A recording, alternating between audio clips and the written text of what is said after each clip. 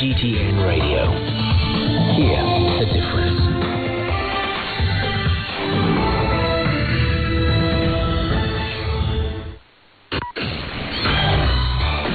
Now the news. I'm Shane Bigham.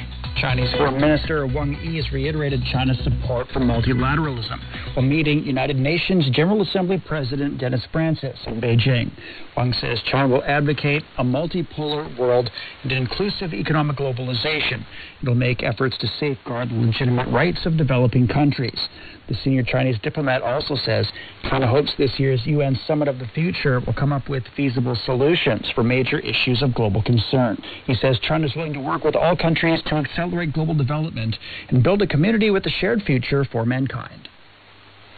An official from China's Commerce Ministry says abrupt U.S. probes into a Chinese company have undermined Chinese investor confidence in the U.S. market.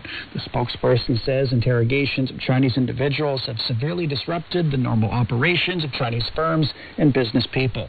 The spokesperson urged the U.S. to immediately cease its harassment while ensuring a safe, transparent, and equitable business environment. Qatar's prime minister says negotiators from Qatar, Israel, the United States, and Egypt have agreed on a framework on a phased ceasefire in Gaza. It includes hostage releases, a gradual stop in fighting, and providing aid to the region. Qatar has relayed new conditions for a ceasefire and hostage exchange to Hamas. Israel has been demanding the release of captives, but Hamas insists Israeli troops must withdraw from Gaza before that can happen. Sarah Coates has more. It would reportedly be in phases, women, children, injured people to be released first. This could be for a pause in fighting of up to 45 days. The next phase would see men released, non-soldiers, for another pause in fighting, while the final phase would see female, male soldiers released. The main stumbling block here, of course, is Hamas completely wants Israel to withdraw all of its forces from the Strip. Israel says that is a complete red line. It wants the hostages back first. But there is confidence among these mediators that they can lay some sort of groundwork here for a long-term peace, for an actual ceasefire, if these conditions are accepted first.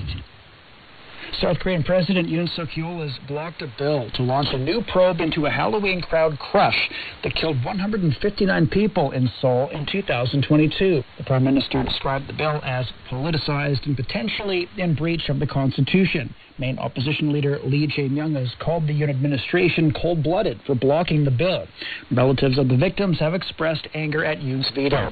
A police investigation blamed a lack of preparations and an inadequate response for the deadly incident. The leader of Northern Ireland's Democratic Unionist Party says the DUP has reached a deal with the British government on the operation of post-Brexit trade rules that will allow the party to return to a power-sharing government in the region. Jeffrey Donaldson says the measures will remove checks for goods moving within the UK and allow Northern Ireland businesses unfettered access to the UK market. This package, I believe, safeguards Northern Ireland's place in the Union and will restore our place within the UK internal market. It will remove checks for goods moving within the UK and remaining in Northern Ireland, and will end Northern Ireland automatically following future EU laws. Northern Ireland's been without a devolved government for almost 2 years after the DUP walked out in protest over the trade rules.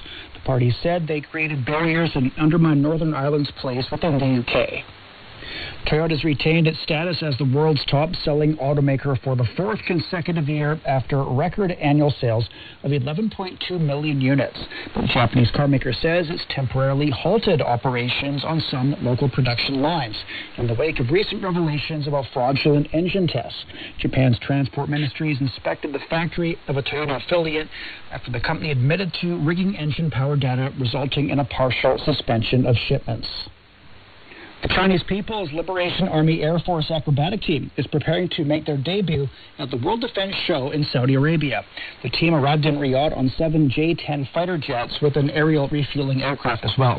The pilots say they're confident in their ability to fly to more countries to promote peace and friendship. The second edition of the World Defense Show will get underway on Sunday. And that's the news. I'm Shane Bigham.